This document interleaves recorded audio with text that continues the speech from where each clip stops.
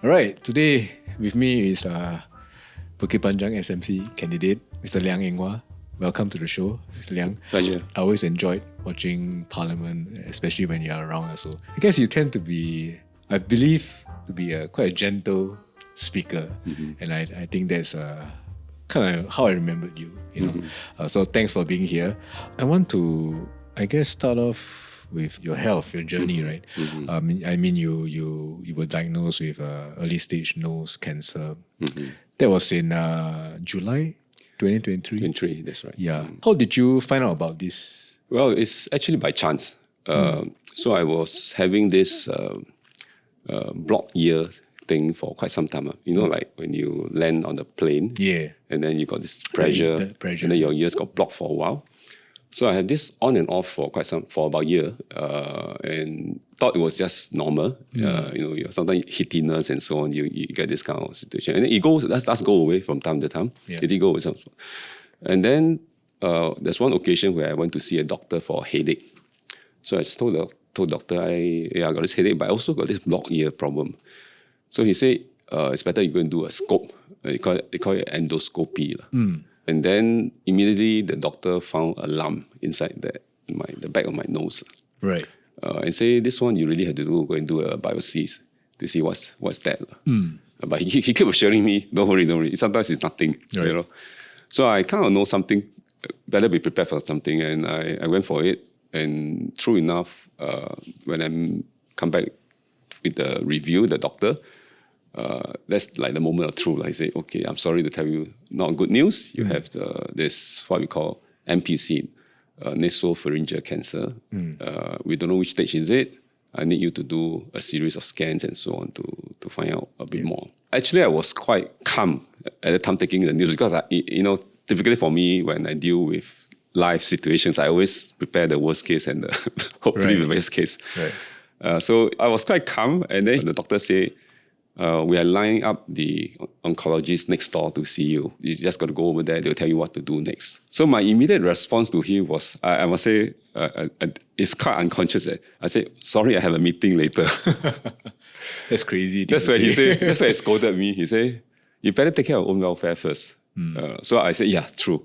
So I went for that session, and then they say, okay, I need you to go through the series of scans and MRI and so on. And then about a week later, then they told me at which stage it is. It was a stage 2 NPC. And then fortunately it's stage 2, so the treatment would be by radio therapy. Right. Yeah, and they say, but there will be a subsequent few other tests and scans to determine the positioning and so on. And then there will be 33 sessions I need to go through. So waited another couple of weeks, and then I started the treatment. So in fact, in the lead up to the all these treatments, I did take some time off and leave from my constituency events, for my work. People just start to get a sense something is going wrong. How come I'm not appearing in certain places? Yeah. So at some point in time, I actually make it known to my volunteers, to my colleagues as well. Interesting, there was a media reporter that called me and said, how come you'll be missing out a couple of events?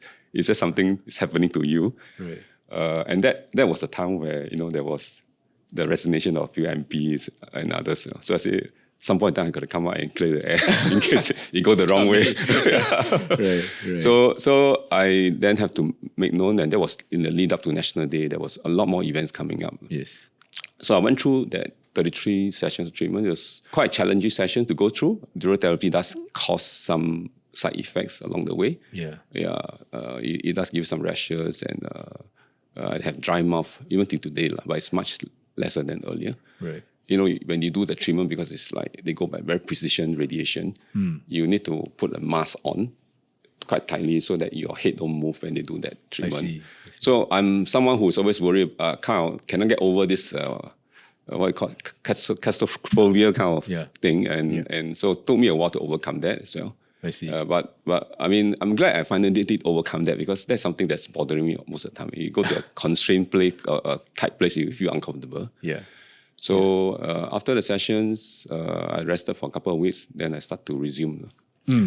I want to ask also. I mean, when you of course, you mentioned you told your volunteers, about your condition. What was it like breaking it to your family? My wife, I told my wife quite early, my children quite early. The one that was difficult was my mother. Right. Yeah. So I discussed with my wife and said, when's the best time to tell her? It should not be in the evening because I don't want her to lose sleep at night.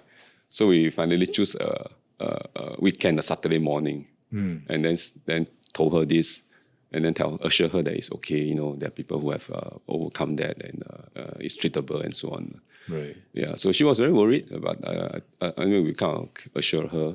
I mean, she was like, said she would pray for me and all this. Right. Yeah. How did your wife take the news though when you first broke it to her? Yeah, so they were all very stunned. I mean, my wife and my kids. And then everyone started to find out what is this MPC all about. Happens that we have relatives who have this before, and then they start to find out more. I mean, with the more information, you feel a lot better. But of course, the treatment, the waiting does put some mental pressure on you. You get anxieties from time to time, and you can't worry about how this will go. Yeah, but along the way, you just keep giving your best through the treatment. I did the whole treatment at National Cancer Center. It was very good. I mean, the staff there, the therapists were all very supportive, very encouraging. Yeah, right. So it was a difficult journey, but I felt that with the support, it was really very helpful to get overcome that. Yeah. Of course, I think part of the therapy, the treatment, of course, your energy levels will probably go down.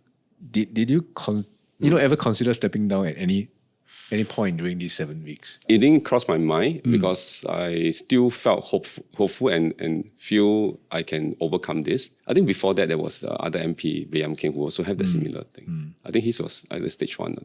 Right. So it gave me some confidence that I can, this is treatable and we can still carry out our duties. And what I did was to make sure I have someone to cover me during this period. So my neighboring constituency MP, Dr. Vivian Balakrishnan and Mr. Edward Chia, was very helpful. They stepped up straight away. So it was quite seamless, the whole coverage there, the backup, the support is all there. Yeah. So was, I guess, Mr. Bay also your peer support in some sense? Yes. So I had a lot of conversation along the way with him. He knows what it is to go through that. So he also prepared me for each stage of the way.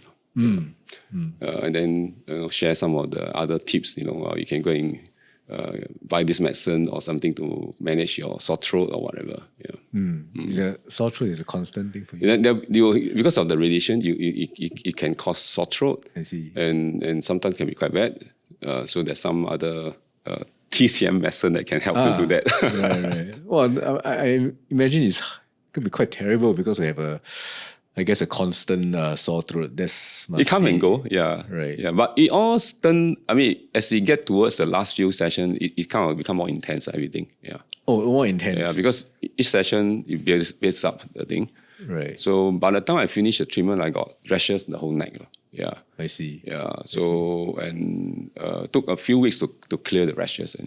Were you, I don't know, preparing for any worst case also? In a way, in the mind you do have, but you like as we're doing this, sometimes some friends who still don't know what you have gone through text you and say, are you able to come to my house on Christmas Day? And so I say, okay, let me come back, I'll tell you later. So in a way, it's kind of the mind say, let me get through this first. Yeah. So, but overall, after speaking to the oncologists, the doctors, and the therapists, I feel a lot more confident that I can overcome this and I'll be in full recovery thereafter. During your treatment, did you have any thoughts about, okay, I think I can do this. I can beat this. Were there any moments, such moments? Yes. So that is what they say, if whatever don't kills you makes you stronger. Yeah. It really makes me stronger. Like I say, I overcome the claustrophobic part of things. Yes. Like the uncertainty, the anxieties. After this, you just feel you're a lot stronger to deal with all this. And then the family support that comes, the friends, the colleagues, all this helps, So I felt like, this is just not my own battle. everyone's with me to fight this. So you actually in a way feel stronger. Even though you go through treatment, but your mind is still very clear what you do. So sometimes you do see emails coming in from your residents and so on. You still respond because you can still pass it on to someone to follow up and so on. Yeah. You sound like you're a workaholic. I wouldn't say alcoholic, but I just like to deal with things, whatever it comes. My way of doing is I don't just switch off and then that's it, So even if I can, I will still, give a little lift and then help things to move along. So that's my style, my way of working. Do you find it hard to switch off? I do relax treatment. myself from time to time. Yeah, I do go and take a break and so on, chill out somewhere. Yeah. But I mean, if where I can, the time is at my disposal, I can help. Why not? Yeah. If it's not too taxing, it doesn't take up too much of your attention and work. Yeah. I think you finished your 33 sessions in September. Around there. 2 months, about 2 months. Yeah, around there. And then you resume your MP duties fairly quickly. Progressively. I didn't go all at one go, so I slowly moved. Even if it's a progressive one, I'm sure your family must be quite worried. Yeah, because after undergoing that kind of intense treatment. Yeah. They also know me well. They know that I can't sit alone at home for too long. So they know that at some point in time I will move out. Like I will go out and then start to get engaged with people around. Yeah. So did they say like, hey, Dad, nothing for the next few weeks? Actually, that's the thing about when I talk to other cancer survivors. They told me the same thing, that you should, once you resume, get back to what your life is, what you want to do in life. It's of course life changing. You change your way of life. You try to be a lot more. You will live healthier now. You watch what you eat, you do exercise, you rest a lot more. That's what I do now. I manage my life routine a lot better, more disciplined and be more conscious of like staying healthy. But that should not then say, okay, your other things you want to do in life, your purpose, your missions, your sense of what you want to achieve and so on, it should not stop you. Yeah. And I felt that going through that whole thing makes me stronger. I feel like now with my lifestyles, I'm a lot more energized. What kind of new habits or new healthy habits do you pick up? I mean, during the treatment, actually the doctor keeps saying you got to eat more proteins. So now I look for more protein foods whenever I can. Right. I try to cut down on carbo. Yeah, which is I'm a carbo lover. All this while. Yeah, like eat soy milk and all these things now. Right. Yeah. So dieting wise, I changed quite a fair bit. I really schedule rest now. Yeah. So schedule rest. Yeah, I make sure that I have enough rest because actually that's the more sustainable way of working and keeping yourself going. Yeah, you cannot keep pumping and then grind. It doesn't work that way. You burn out. So I find that now the way I pace it out, I'm actually more effective. Do you mean like a power nap, that kind of I stuff? do some power naps now. Right. Yeah, sometimes just 5 minutes. I feel good about it. Yeah. Even like in Parliament, sometimes you sit there for a while. You go out, you take a quick few minutes outside, and then go back to the chamber again. Right. So I felt that I can be more attentive. I see. Yeah. I see. I suppose burnout is quite a common topic for a lot of our maybe young viewers also. I think maybe with work and maybe even school, that kind of stuff. What kind of advice do you think you can impart to them? Well, so it's important to always have well-being in mind whatever you do. That means you must always come back to take care of yourself too. You want to take care of others, but you must make sure that you are in good shape. You got top form to be able to function and to be effective. So there must be, as you work and give your best, there must be time out. There must be chill. You must get mentor to help you, advise you, tell you how you can manage certain situations, guidance, and take life whatever it comes. Sometimes things work out really well. Sometimes it doesn't. Manage that part as well, so that you don't get too affected and upset, and then learn from it and then move and then come back again.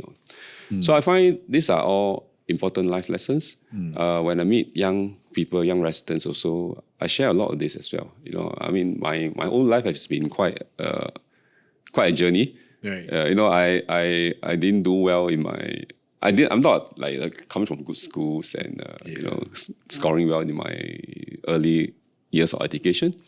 It's like a late bloomer. So I went. I couldn't even get a good English grade to get to A levels. Right. So I went to poly, which is the best 3 years of my study life. I actually changed because the environment really suits me. A lot more flexible. You got you go for lectures, but you have activities, hands-on, and so it really suits me. So I actually did well in poly, and thereafter went to the university and so on. So when I remember when I was introduced as a candidate in 2006, the Prime Minister then called me a poly comeback kid. Right. Yeah, but I mean it's like it was a setback when I couldn't make it to the JC to do A levels, but it turned out to be a blessing in disguise in poly because I really enjoy the whole learning experiences there. Yeah. Just wanted to also circle back to your brush with cancer and facing death, right?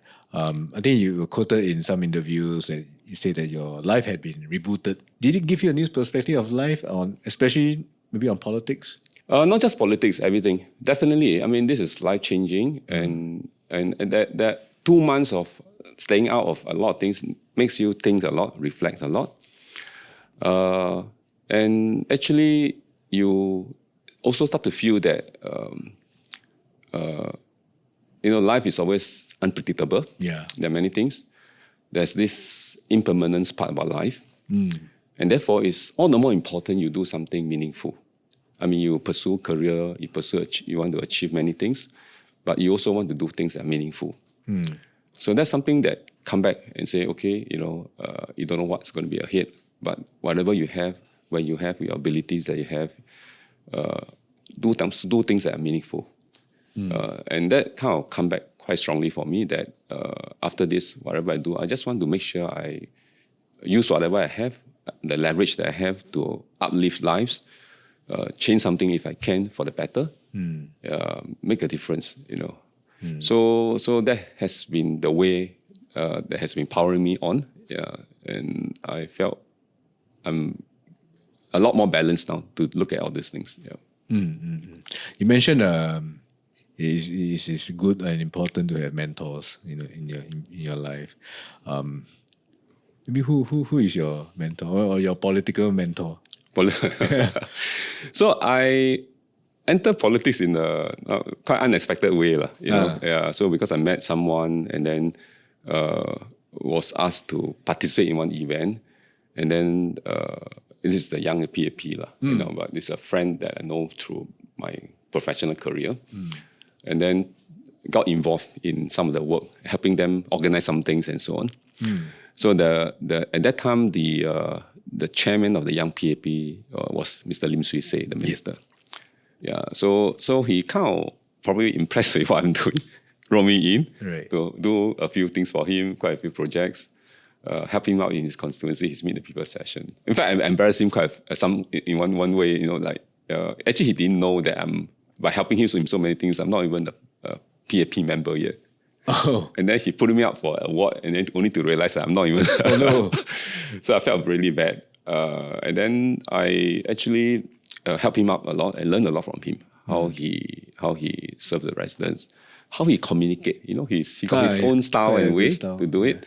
And something that is quite something that's quite doable by me as well, because he is like not the eloquent type of the English in terms of English, but. Somehow he got the message out very clear in terms of serving the people, and so I learned from him, and including in the areas of policies.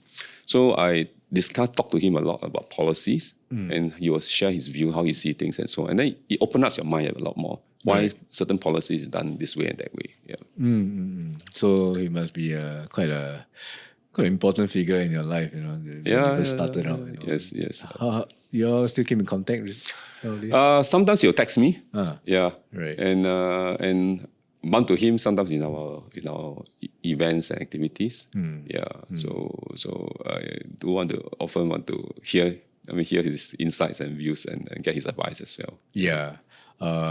Now back to the poly comeback kid.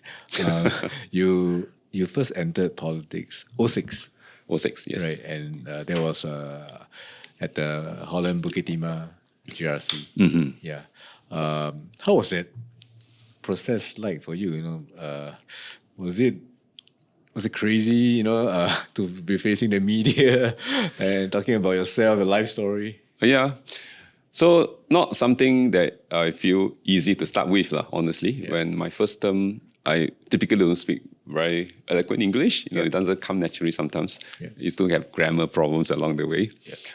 So in like meeting the media and so on, sometimes it can be quite a struggle at the early stage. It was a steep learning curve for me to enter politics at the time. Yeah, because I'm a corporate guy. I work in the financial sector. We are, like when we communicate, it's all straight to the point. Do this, do that, get actions and so on. Decisive and move. So to learn how to like really structure, a proper communication and be very clear. Would it work though if your financial speak, in a more community or in politics? Does it work? The kind of straight to the point kind of talk. I think engagement you need to really be a bit more processed. Yeah, you can't say just jump a few steps kind of thing. You got to, because people do want to say their point of view. You got to listen as well. You got to hear them out. Sometimes you give your response and so on, but you continue to want to hear them out. You got to be a two-way process. So this is so that we can get the true what the message is from someone who want to share about a problem. So in workplace, of course, it's different. You have certain way of getting things out, and there's certain convention, protocols, how you do it. It can be quite straight to the point and move. So that was some adjustment, but it doesn't take too long. After a while, I get how you should be a good listener in the community. Hear people out. There's always something to learn. You may think you know how people feel, or you try to prejudge. When someone tell you something, you start to prejudge or jump to a conclusion. But I realized that often you may be wrong. So there's some more things there that you need to know. So when I start to do all this meet the people session and talk to people, and they tell me about their financial difficulties and so on, I actually, as you get deeper into it, then you realize that actually there are a segment of our population that really do face problem trying to make ends meet on a monthly basis. Because if you just do the sums, how much is expenditures, how much is the income, you can't balance. And if somebody falls sick at home, then you cost you some more, and then you run to arrears and so on. So in my first term of government, in Parliament, I actually spoke a lot about this gap and the need to have some form of wage supplement, to help uplift, especially the low wage. So in fact, I wrote a paper before I became an MP to kind of present this and say that there's this thing, the group of this segment of population, we need to help them through this. Yeah, so I'm very glad later on the government come up with this work fair. And to give, and it's still today, and you keep enhancing it along the way. I believe work fair is like a pillar now. It's an uplift. Pillar of support. So it's necessary because some segment we still cannot get there. Although now we are doing the progressive wage, which will hopefully again uplift the wages, and then we come to a point where we have the wages that can sustain a family. I'm optimistic. I think we are seeing that there's some cost pressure to the businesses now, but it's a necessary transition. So we have to help companies look at other ways to be productive, but they have to pay up some of those workers that we think that we can uplift them a bit more. I just want to go back to the start. When you introduced as a candidate in 06, you were not seen as the typical mold of a PAP candidate. You admitted yourself. I think in terms of English, you were struggling a bit and all. How was that kind of whole process for you? Were you surprised that they picked you? During your tea sessions with the Prime Minister and maybe even with Mr. LKY. Well, yes, indeed, it's a process. It's like took 2-3 years. So at that time, each time you went through some of this, they call it tea sessions, you just thought, give it a shot and experience it. never really thinking that you will enter politics. Yeah. So you went one round after another. So it's quite spaced apart. It's not like every 2 months. Sometimes it's like 6 months later, then they call you for another round and so on. Wow. Okay. Yeah, or 1 year later. In fact, I did one or two rounds. Then it was a break for quite a while before you got the third or fourth round. Then, so as you progress along, then you start to get a sense that, oh no, I may be one of them.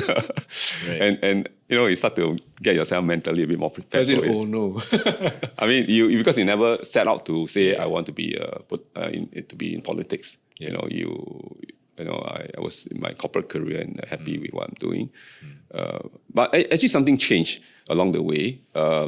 I went for a trip to Taiwan somewhere in 2000. And that was the time where they were having the presidential election. Right. I was there to do something else, but a friend of mine who was there happens to be there as an observer for the election. So he's from the PAP. I mean, they do invite political parties to observe the elections. So I followed him for a few of these election rallies and the party HQ and so on. And I talked to the people around there and feel the mood of the elections. Right. And I got kind of worried that, I hope our politics will not be like that, because the way they are fighting is or competing or to win the election, they don't really talk about the future.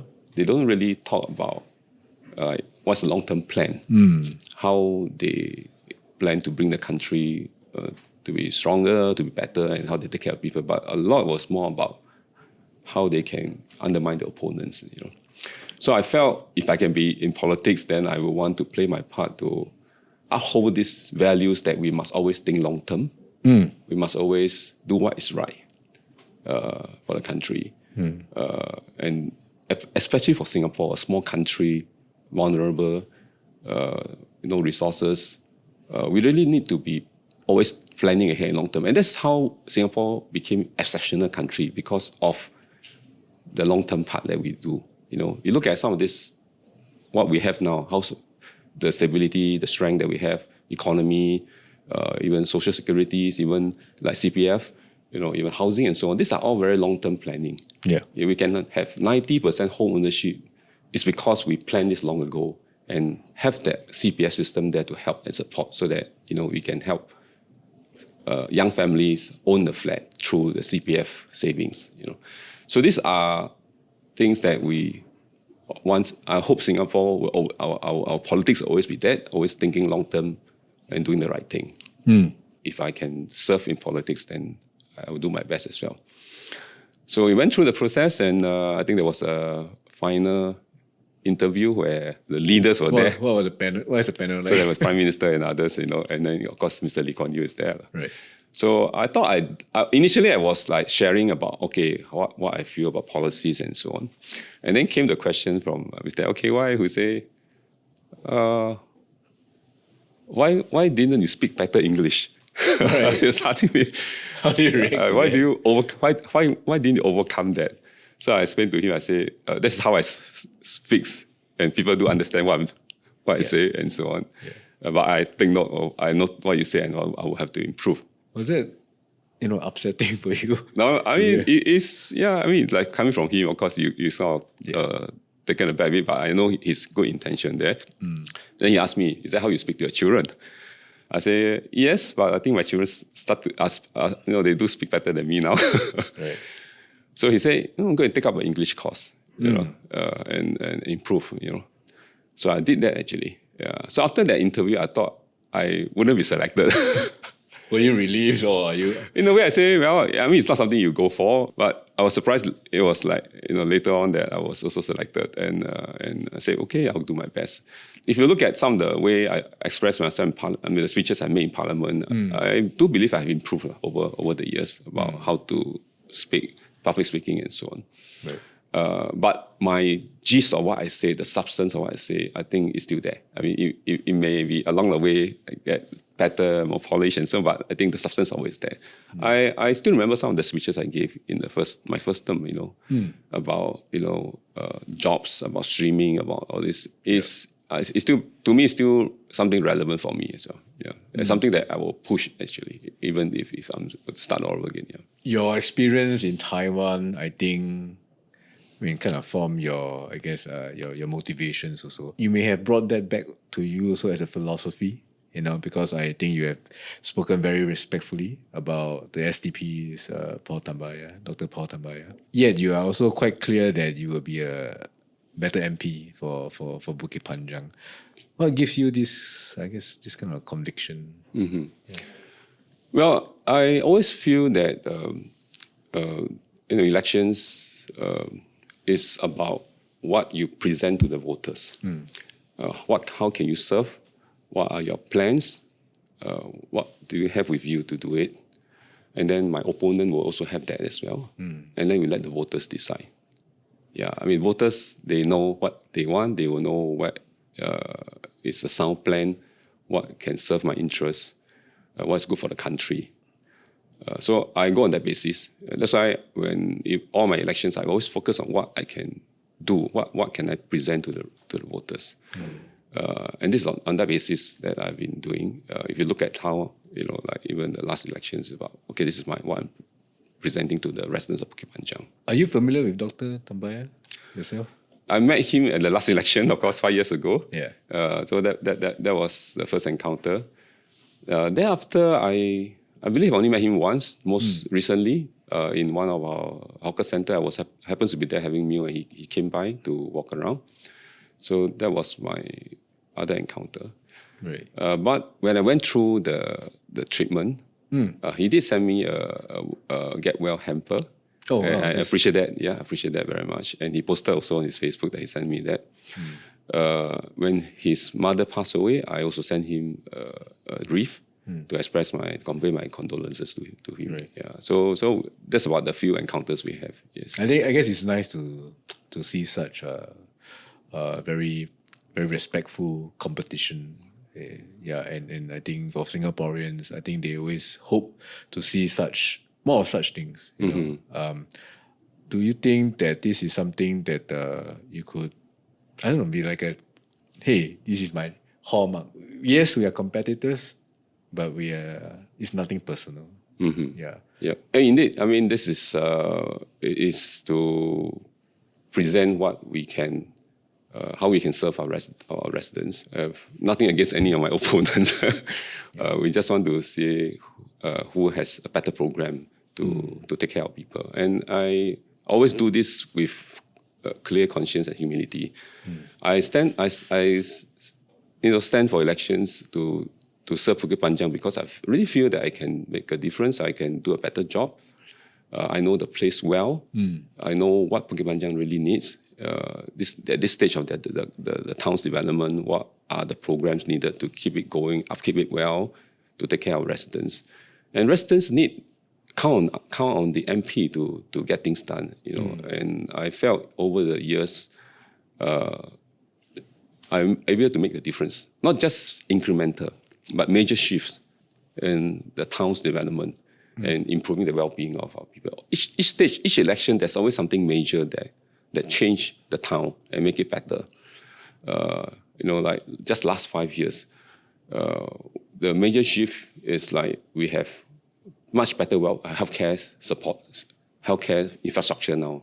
We have polyclinic, we have nursing home, we have care centers to take care of Was there seniors. a new flyover or something? And then there's a new flyover because the town, Bukit Panjang town is like, it's a resettlement town. Right. When they started Bukit Panjang town, it's like in phases they built this. So it's like all the Lim Chukang or Chachukang, the farmers and so on, they start to move them, resettle them phase by phase. Yeah. So the town was built in phases, and therefore the infrastructure was not like built all at one go, not like, say, a Tampines town or where they put up the plan and then they master plan the thing and then they put on right.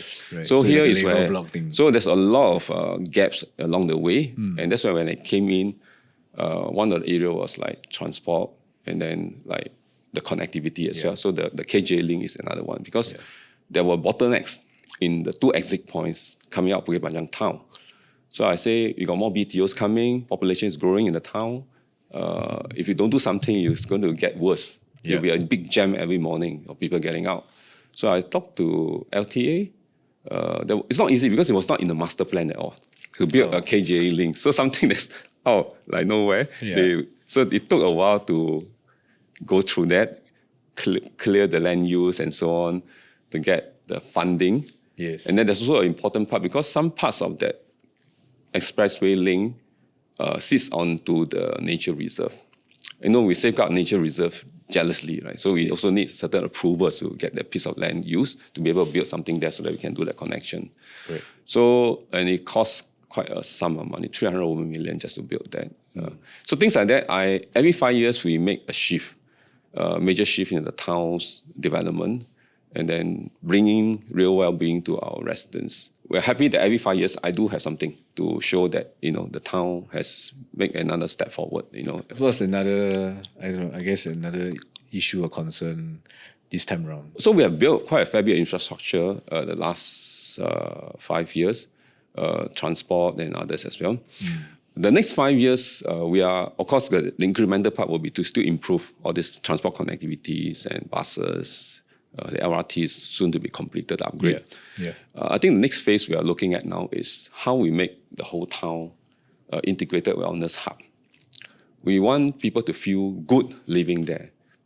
You play well, you have recreational facilities over there, you stay healthy, stay active. So we have lined up some of these wellness support, related amenities to improve the town overall well-being for the residents. So, for example, within Bukit Panjang town, there will be 2 sports in precinct. So it's actually funded by Sport SG, where they built sports facilities around a neighborhood. Quite a substantial sum of money, a couple of million kind of project. And so we have 2 in the town, and then so that residents can just go to these places for exercise, to run around the track. To play games, community building as well. We're going to build, first of its kind, in the town, the therapeutic park. So that people can go there and come and stay, relax. Not just for seniors, but for parents, because sometimes you need a break as well. Yeah. So we're going to build that. We have a very beautiful pond area in Bukit Panjang called Pang Sua Pond. You should go and take a look. It's a really beauty there. And then surrounding that, there's also some green spaces, green park. So we're going to enhance the overall area there to turn it into a wellness hub. Plus also, we're going to curate some programs over there. Right. So that will be another one. And then we're going to have a friendly street thing so that, it's not stressful to go around, walk around our area. Yeah. We have some cover shelter, but we also have, more friendly to pedestrian as well. Right.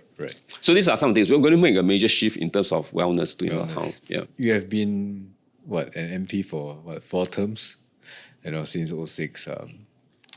What made you want to continue, this GE? I mean, of course, this is at the back of your health scare also. I think many would just say, well, I guess let's take it easy. I think I deserve a break because it's quite intense, right? You other than your community work, you need to go to Parliament. You're also part of the GPC and all. Quite intense, and of course you have your day job, right? Why make this call to continue? So first of all, I must satisfy myself that I'm in good shape, in a good energy level to take on this. But secondly is this other part about Bukit Panjang. It means a lot to me. I don't know if you're aware, I grew up in Bukit Panjang. You still live there? I still live nearby. Right. My house is just a few hundred meters from my nearest block of my constituency block. So it's like my home. My family do their daily lives there, the activities there. My wife will do grocery there, on the supermarkets. We go there eat. From time to time, my kids, if they fall sick, they'll go to the clinic there. My kids study at the schools there as well when they were younger. Right. My mom, who lives with me, go to the salon, in Bukit Panjang, to do her hair and so on. So it's my home. I feel that I should do some more for the town, having known the town so well, how it can be taken care of, and because you meet people a lot over there, last 5 years, of course, with Bukit Panjang, but even earlier was the constituency I served was also in the town. You meet people and you build relationship, and so the residents, they look up to you, really look up to you or count on you to bring about better lives for them. They want to be taken care of. They want security. They want to have a peace of mind as well in where they are living and so on. So they just want someone who can take care of them. And I felt the responsibility there too, to do my part. And like I say, with humility, and that I felt I am better able to do this job. And therefore I step forward to do it again. Yeah. And then more at the national level, I still feel I can contribute to how we can make Singapore stronger. Yeah, I think, I'm the GPC for Finance Trade Industry for the last, I think since 2014. A lot of what I said in Parliament is about how Singapore can be strong in this very turbulent world. We really need to have cards to play. I mean, like what Trump said to the Ukrainian president, you have no cards to play. But we really make sure that we have cards to play. And having us in a strong position of strength in terms of financial is important. Economy, we need to be strong so that there's always, we are plugged into the world, we stay relevant in the whole supply chains, the technology development, we must also be in the frontier. So we need to have a very competitive and strong economy. And that kind of thing, you need someone in Parliament to push this as well, to support and push, and so that you can create jobs for Singaporeans. Young Singaporeans can get jobs. I'm just very concerned, all this that happened around with the new administration in the US, the main impact will be jobs. Right. Because company will start to invest or hold back in investments or start to invest less because a lot of uncertainty. Yes. If I plan to spend this capital expenditure now, I'll probably cut back or hold back. And that means less jobs later on because you don't pump in investments. With less trade, companies will also maybe sell less, export less. It will impact jobs. So I am very concerned about that, especially to the young, how we can help them be prepared for this kind of more turbulent world, and we have to help them through some schemes and policies as well. So I spoke earlier to say that I hope the government can to reintroduce this scheme called SG United Traineeship Scheme, which we did it during COVID period. Right? Yeah. It helps a lot of young people find job. You need to get them the head start. At least go into a company to work first, and then let them prove themselves in the company, and then you can find your jobs. So that part, I'm going to push very hard. The government should look at that because we should incentivize companies to hire graduates. I mean, that's a really good point because we are indeed entering quite a turbulent era. But yeah, I just want to round up this interview with one last question. How do you think you have grown and evolved as an MP since you started in those things? Each term, I felt I get better. Right. First term, you're a rookie, so you try this, try that. Sometimes hit the wrong, the wall, not quite the right approach to certain things. But you learn from there. Then it gets better and more effective each term. So I find that after 4 terms, I'm better able to do the role, to play the role of the MP, to serve the people. I'm now better able to harness the resources around me. So as MP, you count on many other partners, including government, to help you get things done.